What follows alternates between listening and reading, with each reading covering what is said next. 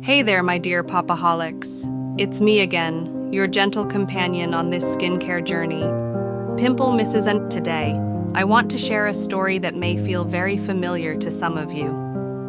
A story about someone who's been trying so hard to take care of her skin, buying products, following random TikTok trends, scrubbing like there's no tomorrow, but still breaking out.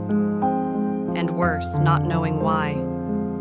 If you've ever looked into the mirror, feeling confused and a little helpless about your skin, this story is for you. And hey, before we dive in deeper, if you're enjoying this kind of content, go ahead and hit that subscribe button. It means the world to me and helps me keep these honest conversations going for all of us. All right, let's begin. Let me introduce you to Maya. She's 34, a marketing manager, constantly juggling work, clients, and deadlines. Maya has struggled with breakouts on and off since college. She never had severe acne, but those stubborn bumps on her cheeks, a few red ones around the jawline, and blackheads on the nose, they just never seem to go away.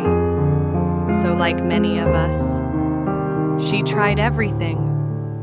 Scrubs that promised baby skin, clay masks that left her face dry and tight, spot treatments that stung, and tons of YouTube miracle routines. Every time something didn't work, she blamed her hormones, or her job, or stress, and part of that was genuine. But here's what she didn't know. She was making small skincare mistakes every single day. The kind of mistakes that fly under the radar.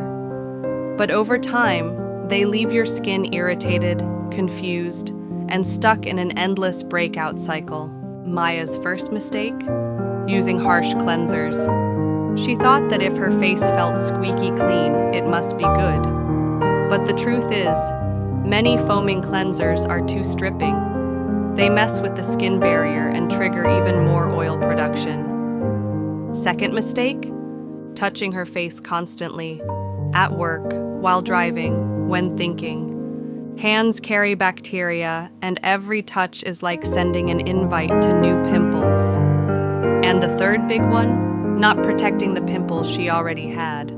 She never used acne patches, so each time a pimple got irritated by the hair, sweat, or the pillowcase, it became inflamed further, leaving behind, yes, you guessed it, dark marks and little scars. By the way, if you've ever caught yourself doing any of those, you're not alone. If this story sounds like you or someone you love, don't forget to give this video a like. It really helps the message reach more people who might need it. Now here's something else Maya used to do. Yes, she picked her pimples. We all do it sometimes. But let's pause and ask, when is it okay to extract at home? Here's my golden rule, and it applies to everyone. Only extract pimples that are superficial, white-tipped, and look ready. Never touch deep, inflamed cysts. Never touch areas like the nose bridge, around the eyes, or inner cheeks. Maya once tried to pop a painful bump on her chin. She used a bobby pin. The result? A nasty infection and 3 weeks of regret. If you must do it, please do it right. Wash your hands, disinfect your tools, use clean tissues, be gentle. And if it doesn't come out easily, stop. That pimple is not ready and you could make it worse.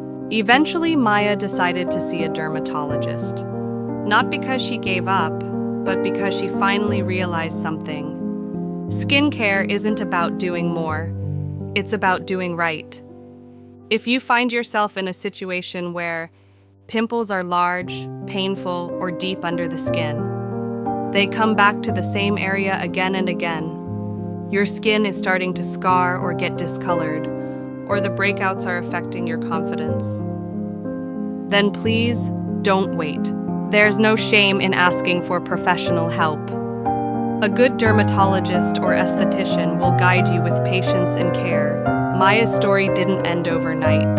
But slowly, with better knowledge, a gentle routine, and a mindset shift, her skin began to heal. No more scrubbing, no more burning serums. She now knows her triggers, respects her skin barrier, and yes, she uses acne patches like a pro. So if you've ever felt lost on your skincare journey, take a deep breath.